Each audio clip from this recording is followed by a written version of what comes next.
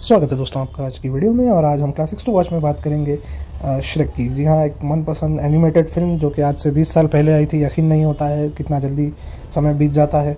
उस समय यह मूवी रेवोल्यूशनरी कहलाती थी। आज आपको थोड़ा सा इसमें डेटेड लगेगा अगर आप देखेंगे, लेकिन अगर आपने बचपन में देखी है तो फिर से मैं कहूँगा देखिए इसको। इसमें बहुत सारे जोक्स है जो आपने मिस कर दिए हैं। इसके अलावा इसकी सबसे बड़ी स्ट्रेंथ है इसके लीड कैरेक्टर माइक मायर्स जो श्रेक का रोल करते हैं। माइक मायर्स ने जो स्कॉटिश एक्सेंट का टच दिया है बहुत ही शानदार। आपको इस तरह की लीड कैरेक्टर अब आपको मूवीज़ में देखने नहीं मिलेगा। आज की एनिमेटेड मूवीज़ में अब वो बहुत ही extreme subjects, Rick and Morty, इस तरह के बहुत एक्सट्रीम चले गए हैं, लेकिन ये एक राइट बैलेंस ऑफ इनोसेंस और कॉमेडी मैं कहूँगा। माइक मायर्स जो कि ख़ुद ऑलरेडी उस समय हॉलीवुड में ऑलरेडी वो एक लेजेंड बन चुके थे। स्पूफ मूवीज़ वो बनाते थे, यानी कि अच्छी बड़ी बड़ी मूवीज़ की वो कॉमेडी कर देते थे। और इसी बात पर फिर उनको लगा कि ड्रीमवर्क्स के साथ मिलकर, ड्रीमवर्क्स ने उनको ये प्रोजेक्ट के लिए अप्रोच किया था आई थिंक। तो बहुत ही शानदार। और इस मूवी के बारे में एक इंटरेस्टिंग बात यह है कि पहले माइक मायर्स ने यह फैसला किया था कि श्रेक जो हो मुख्य किरदार जो होगा, श्रेक का वो पूरा एक्सेंट वो कैनेडियन एक्सेंट करने वाले थे। तो इमेजिन कीजिए कैनेडियन करते तो कितना अजीब होता। और मैं कहूँगा ये ऐसी मूवी है, ये पूरी सीरीज़ बल्कि इसकी हिंदी डबिंग भी वर्ल्ड क्लास है। आपको देखकर हंसी आ जाएगी और हिंदी में अलग ही तरह के जोक्स हिट करेंगे।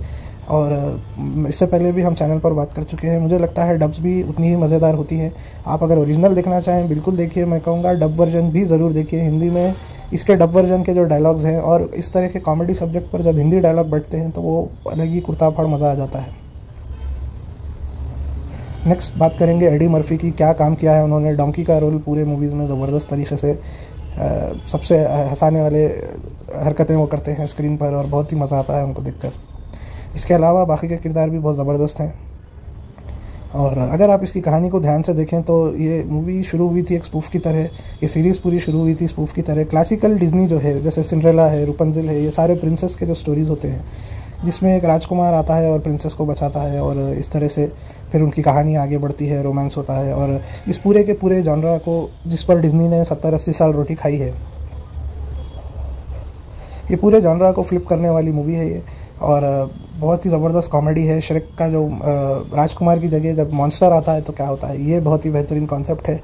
और वंस अगेन इनर ब्यूटी के बारे में जो इस मूवी में डिस्कशन है वो बहुत ही ज़बरदस्त है। मूवी की बात हो रही है तो एक और बात याद आती है। इस मूवी के जो विलन है लॉर्ड फारक्वार्ट, जो आपको गिड्डे एक बौने जैसे वो होते हैं, तो वो दरअसल बेस्ड हैं डिज्नी के उस समय के सीईओ पर। ड्रीमवर्क्स के जो मैनेजर थे वो डिज्नी से अपना जॉब छोड़कर आए थे क्योंकि उनकी कुछ अनबन हो गई थी डिज्नी वालों से। तो उन्होंने फिर ये किया कि विलन को उन्होंने डिज्नी के सीईओ के ऊपर बेस कर दिया। उस समय जो भी सीईओ थे उन पर बेस कर दिया है। तो ये भी एक उन्होंने बदला लिया है डिज्नी से ये मूवी को बनाकर।